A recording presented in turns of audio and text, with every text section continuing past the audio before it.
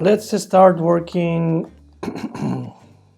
in this very fun moment where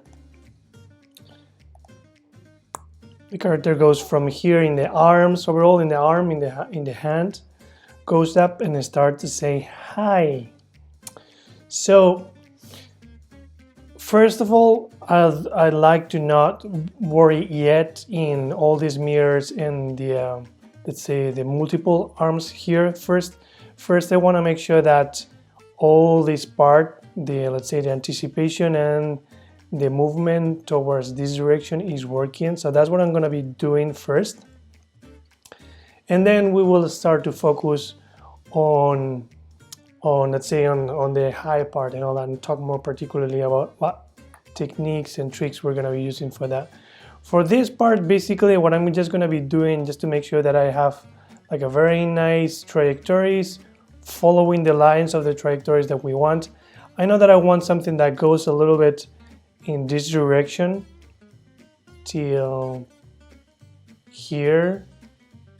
So for that, I'm gonna also make sure that since it's going here, I'm gonna just draw this, which I'm gonna try to follow as good as possible in order to create that first movement of going up before saying hi.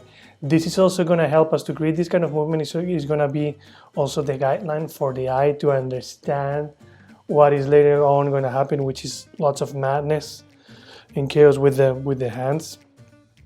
So let's start working on that first.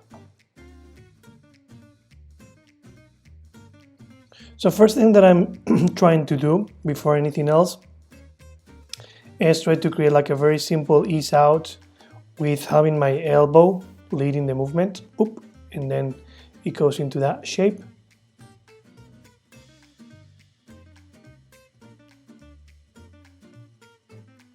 Okay, so far this is what I've done. Very easy, just create something linear, like nice trajectory, clean, with good spacing in between them, having that elbow leading the movement. Beep, beep, as you can see. And now is when I can start having fun, let's say, with the multiple limbs and all that.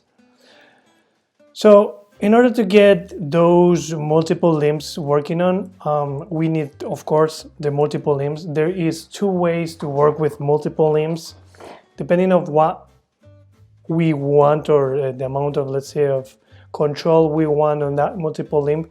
We can use one way or the other. One way is to use a multiple limb that already has all the controls, all the hand controls, like the one we prepared right at the very beginning of this shot. We prepared that multiple limb that is basically the rest of the character hidden, and we have all the arm with all the controls ready to go. That's a good idea to have in order that or in case that we don't have like lots of ideas of what is going to happen, or maybe because we want really to do like a lot of things with them, but we are pretty clear and we know what to do with, let's say, with the multiple limbs. We can just simply use the geometry or the mesh of the character right here, and just simply by duplicating it and just by placing it in a different location, we can create a different, a multiple limb. The problem of that is that we won't have lots of controls of deformation on top of that. So just let's gonna use both for now, just for the sake of practice and for the sake of just learning, and see how it goes. Okay, so in order to start working with the high, the first thing that I'm gonna do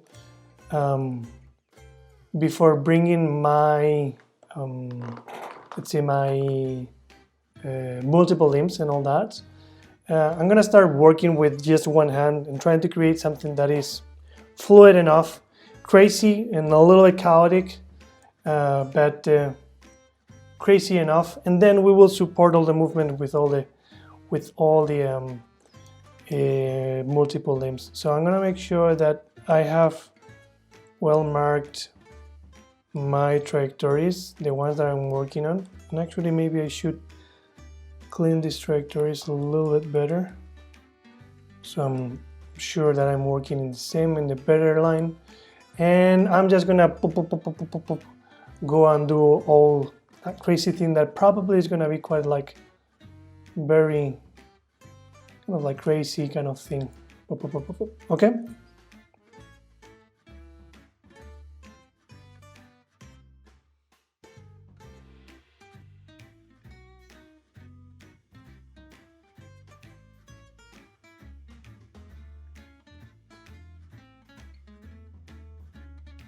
So for this very first attempt doing the high, this is what I've got, and I don't like it.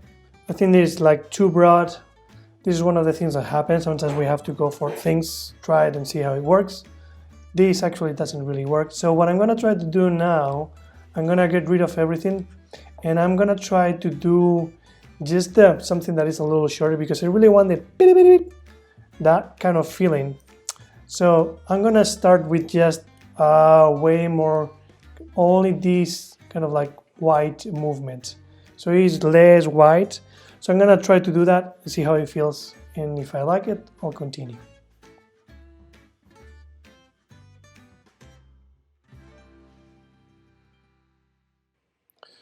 Okay, this feels better. This is good, better for like a beginning. Probably we'll have to speed it up a little bit, but it's good to start. It's good to start. So what I'm probably gonna be doing is just to remove some of those frames, try to make it a little bit more, let's say a little bit faster.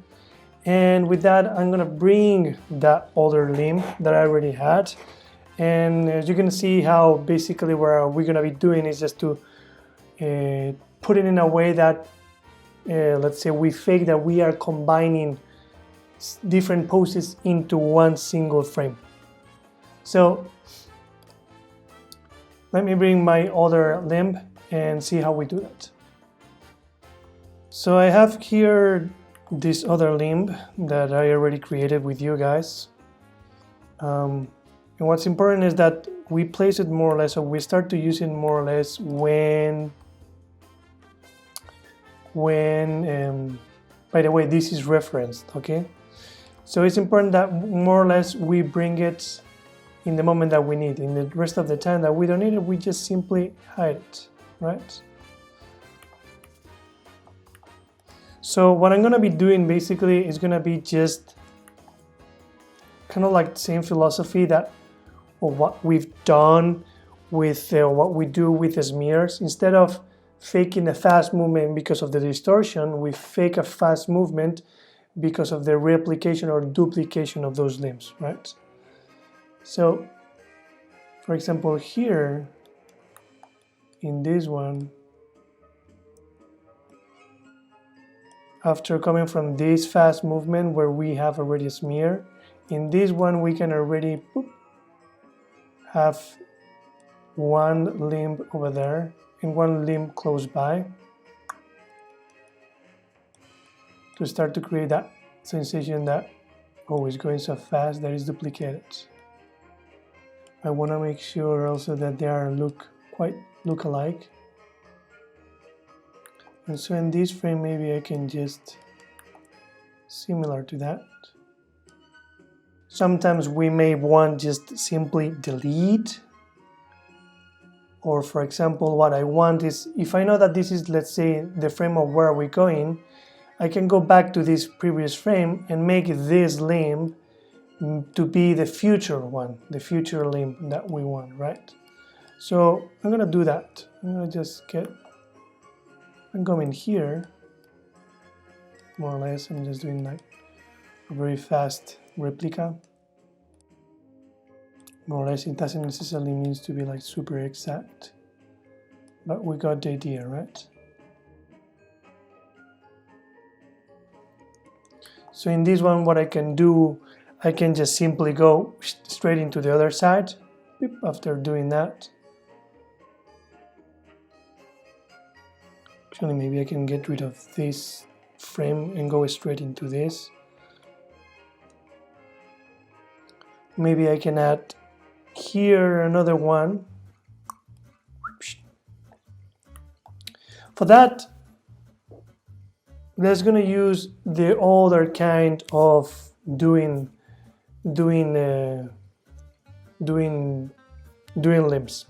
So the other way to do extra limbs is by basically duplicating the mesh of the limbs that we already have, right? Compared to the other to the other way that we already have, we have actually the other way, we actually have a limb that has all the controls. So if we want to do smears or to rotate and all that, we can do it. But within this way that we're going to be doing now, we don't have actually that ability to do that. It's just going to be a duplication of whatever the frame that we choose. So for example, if I want to do like a duplication of the limb in this frame, what we have to do, I'm just going to hide my controls in order to make it better to look at, and I can actually focus only on this view. And by making sure that I have this button on, I'm making sure that I am selecting the mesh. So I select these two mesh and we go edit, duplicate. And I don't know why did I go to that particular frame, but I don't want that, so I'm gonna do that again. Okay, I go to that frame, I go this one, maybe we have to do it separately. Edit, duplicate. This seems to be working, so okay, I'm duplicating here, I'm duplicating here. Okay, and now that I have these two, I want to make sure that I'm selecting the right ones. So I can isolate these guys by clicking this button, isolate, select, and going to, by selecting this, I want to get rid of all these body things, so I select that mesh, right click, face, and I just select these guys here, and I delete it.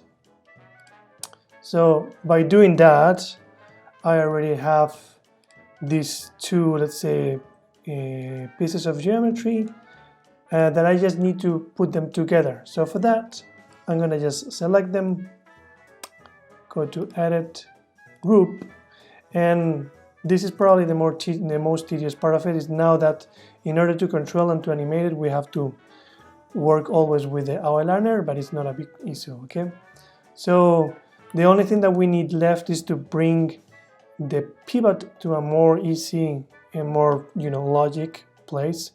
So I'm gonna hit the keyboard button D, and I'm gonna just bring it to right in the center where it's more easy to control. There we go. And now I have my extra limb here. I can go out of the isolate mode, go back to the camera mode, and now I can keep working on this part here. So as always, if I don't need it, what I want to make sure is that is off camera, either way, and here I can bring it back.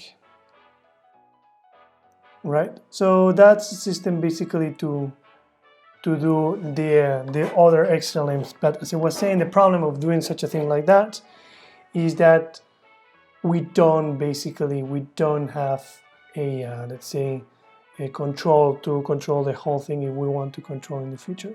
So that being said, let's do a few extra limbs here and there, and that help us to just one more, okay, in some frames that help us to create a little bit more of dynamism to this part that we're doing.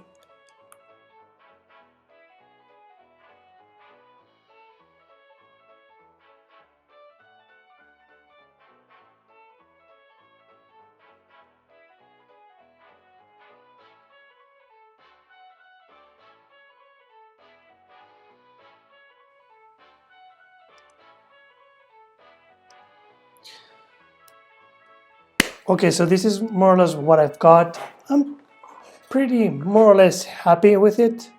The logic sometimes behind it is non-existent. It's just a matter of trying to find that fluidity in between some of the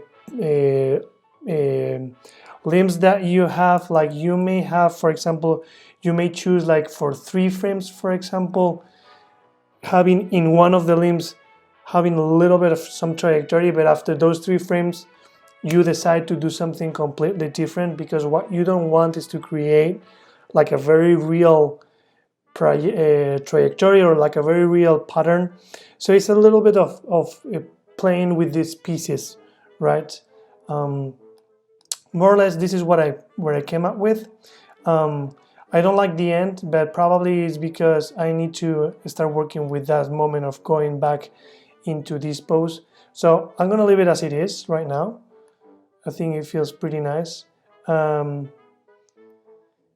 And also what I like to do is to work a little bit with this hand, just to finish, let's say, this part. And the moment that we have that, we can start to focus about, okay, how is the flow going from that, the end, into that, because I like to create like a very nice, kind of like a flowing hand movement, being the one that takes to the final pose here. Boop. So yeah, let's continue with those last details.